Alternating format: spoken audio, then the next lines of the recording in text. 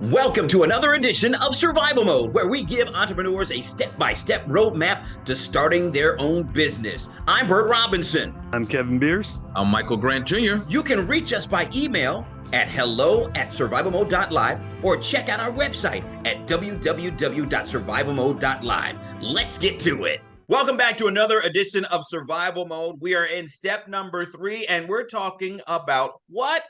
Well, we're talking about how to build your business like a boss.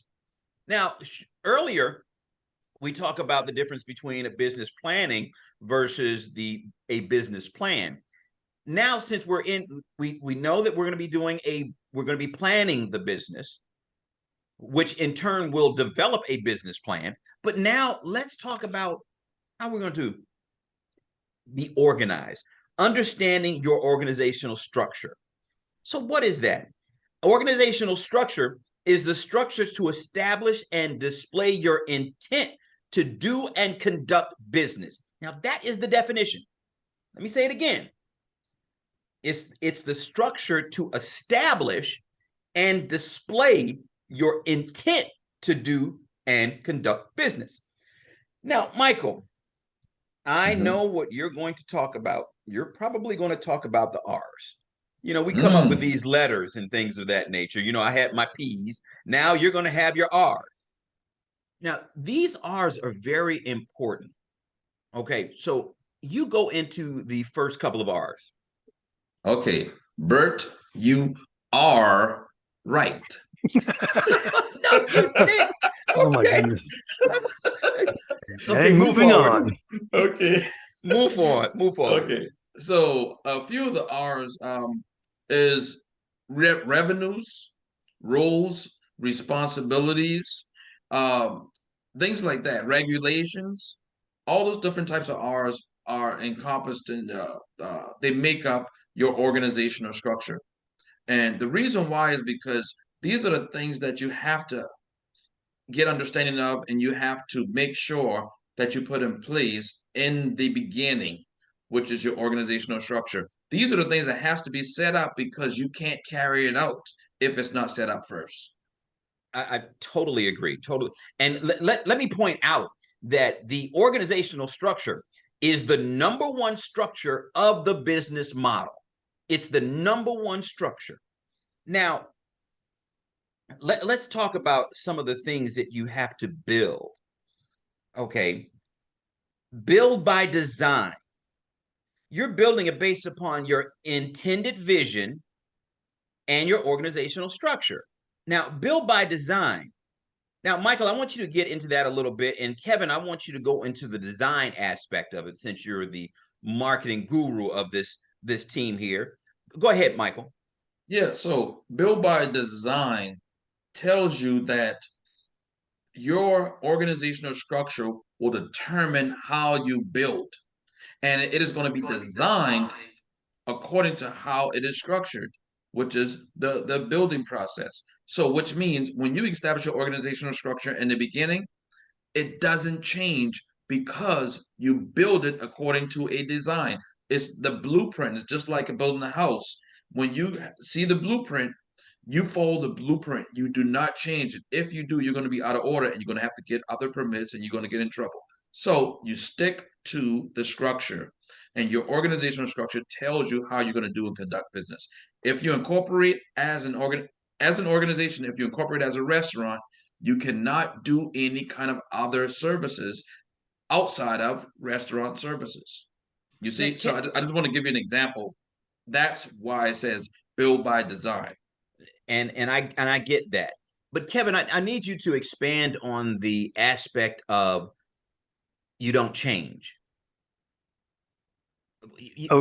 Why? I mean, because something might happen. I might have another idea. Kevin, why can't I change right now? Okay, so if you want to be that flexible, here's the problem. You have a vision, okay, and we walked through the vision. All right, I got my vision. We decided that the vision is going to work for business. Mm-hmm. Now let's use the example of a restaurant because Michael brought that up. So we we incorporate as a restaurant.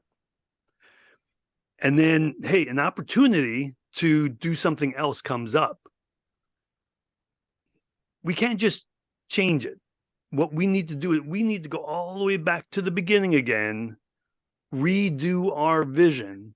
Because the thing is, the vision is what brought us to the point where we are.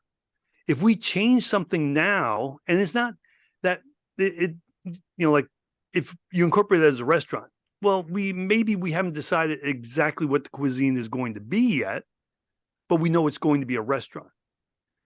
But if we want to become something else, we got to go back and redo the vision, because our vision is going to work for a restaurant. It's not going to work for a construction company, let's say.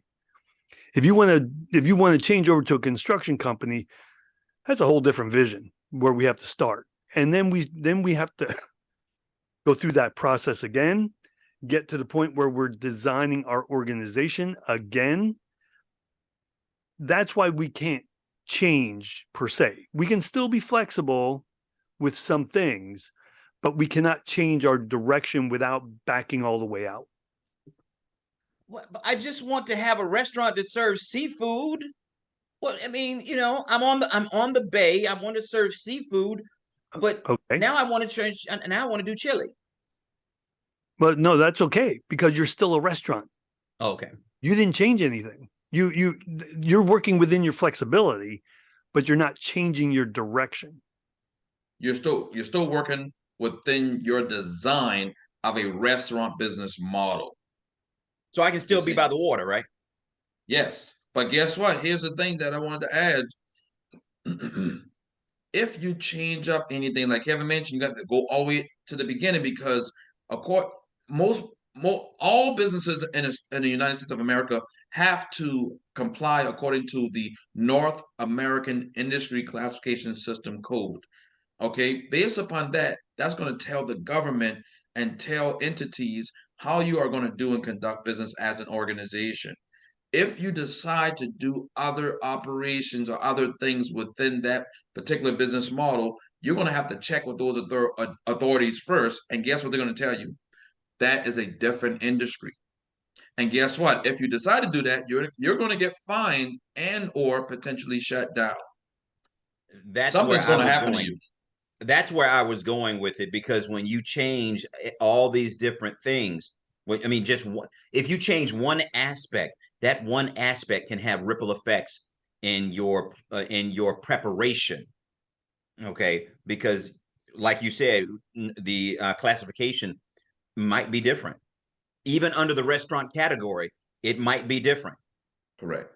So, and I love that. So that's why this doesn't change and or evolve unless you change things on a legal level. Pretty much is what you're saying. That's correct. Okay.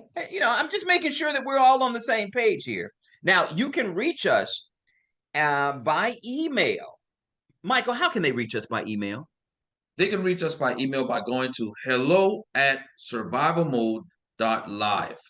And they also can go to our website. Website is www.survivalmode.live. You can reach us either place. Oh, and you know what we're also doing, with each episode, we're doing a deep dive into this, because we cannot always give all the information in just an hour show. So, we're talking more, and gives you more opportunities to, reach out to us. We like some of the feedback that we're getting at this particular time. Kevin, how does this affect marketing when we're with the organizational structure? I have a question for myself. Okay. Because I know how I would do it, but I'm always leveraging somebody who's in the marketing arena. We're in the organizational stage.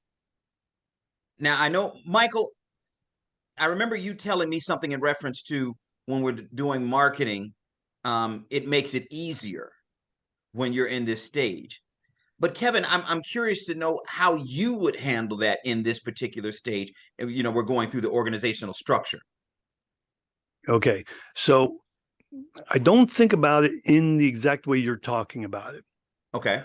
The way I'm thinking about it is as we're designing our structure, we are creating content at the same time. Okay. So basically, as we design our structure and we're documenting, we're creating marketing material essentially.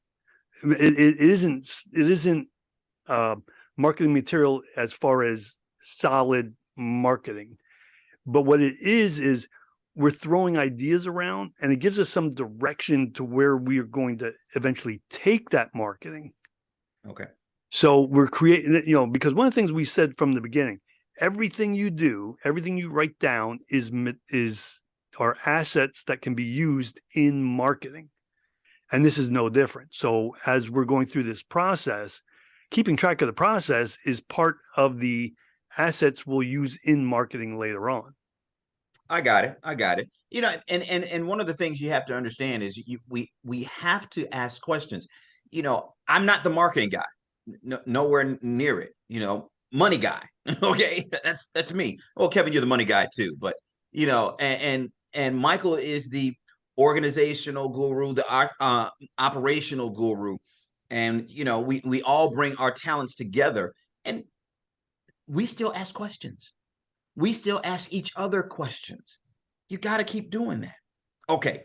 Now, Michael, do you want to add more to that? Yes, yes. So one thing I want people to understand is you start determining your marketing structure, doing your organizational structure development, because your marketing structure is based upon your organizational structure. If you are going to be organized as a restaurant, you are going to be creating content. You're going to be educating, you're going to be engaging and entertaining based upon content that is geared towards people from a restaurant perspective.